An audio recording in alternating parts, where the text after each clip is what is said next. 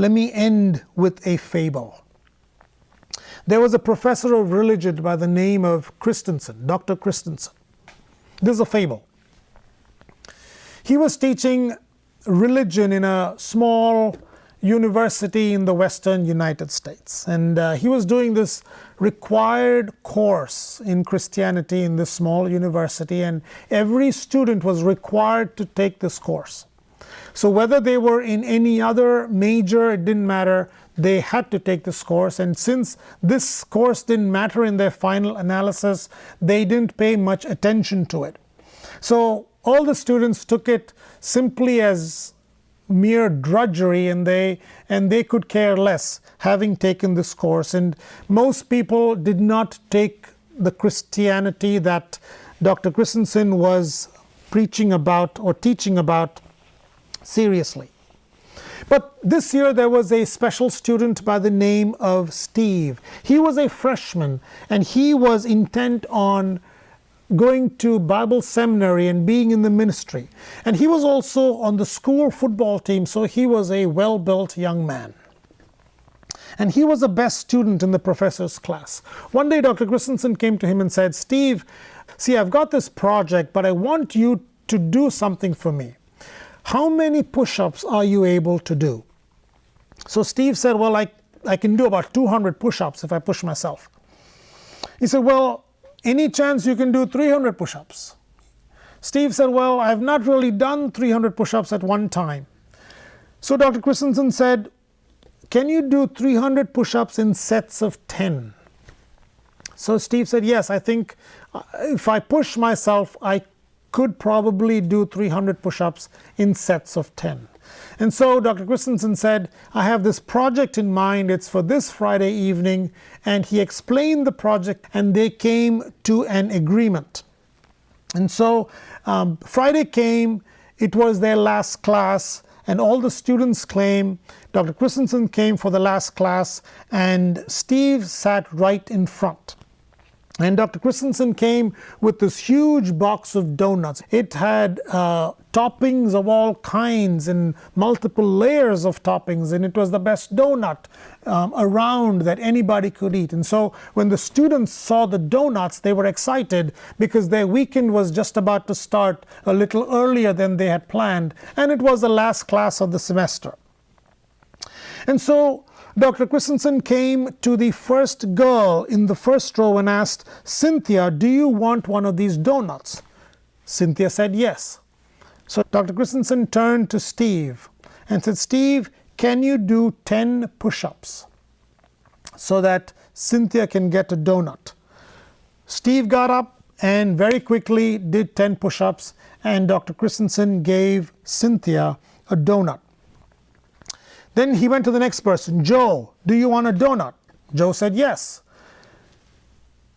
The professor said, "Steve, can you do 10 push-ups?" So Steve came back again and did 10 push-ups for the donut. And Dr. Christensen gave the donut to Joe.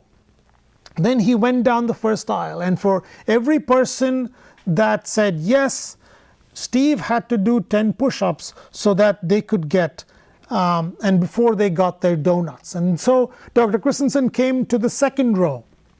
And the second row was Scott, who was well built himself. He was a basketball player. And so he asked Scott, "Do you want a donut?" Scott said, "Well, I can do the push-ups myself." Christensen said, "No, Steve needs to do the push-ups. Do you want a donut?" Scott said, "Well, I don't want a donut." So Dr. Christensen looked at Steve and said, "Steve, can you do 10 push-ups for a donut that Scott does not want?" So Scott said, "Well, I don't want a donut. What are you doing?" Dr. Christensen said, "This is my class. It's my rules. For every donut, for every person, Steve has to do 10 push-ups." So Steve came and did 10 push-ups, and Dr. Christensen put the donut in front of Scott and said, "If you don't want it, you don't need to take it." And so he comes to the third row. And now these students are starting to get a little bit angry. And so Dr. Christensen asked Jenny, "Jenny, do you want a donut?" Jenny said no. He turned to Steve and said, "Steve, can you do 10 push-ups for a donut that Jenny does not want?" And now there was a growing sense of uneasiness in the room. People were starting to say no. And Steve was starting to get extremely tired as he did series of 10 push-ups each for all these people. There were all these donuts that were being left on the table untouched. And Steve was struggling now. So Dr. Christensen now comes to the 4th row.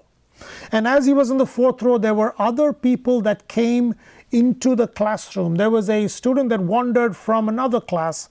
And as he wandered in, Dr. Christensen asked him, "Jason, do you want a donut?" And before anybody else could say anything or stop him, he said yes. So Steve did 10 push-ups and Dr. Christensen gave him a donut. And now there were a total of about 35 people in the classroom, and Steve needs to do 350 push-ups.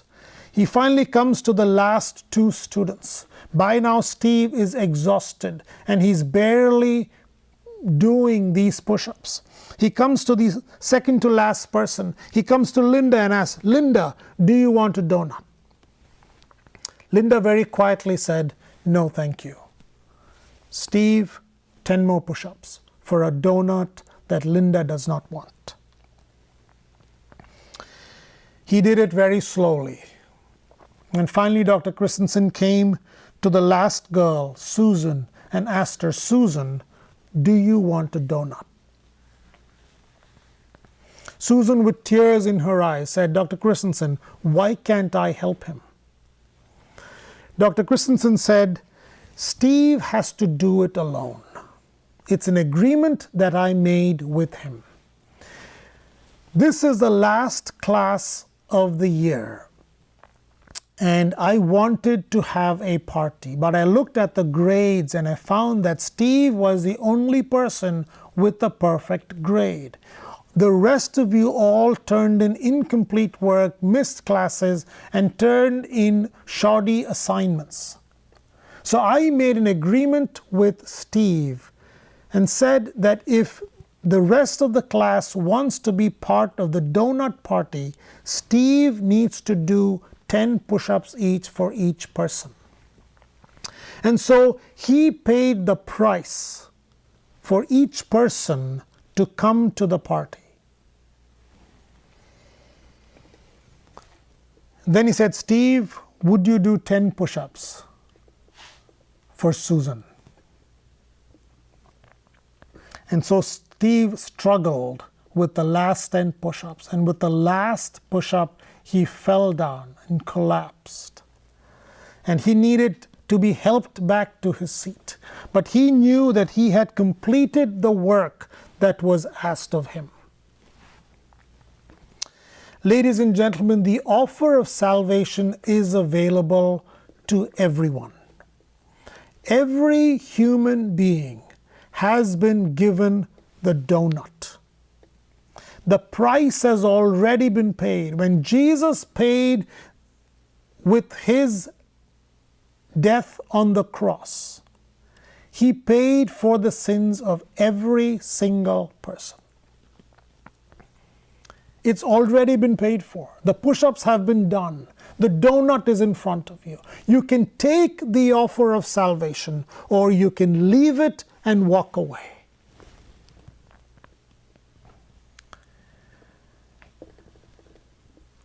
If you are listening to me, I beg you, do not walk away. Do not walk away. The free gift of salvation has been given. Do not leave it on the table. I beg you, do not leave it on the table and walk away.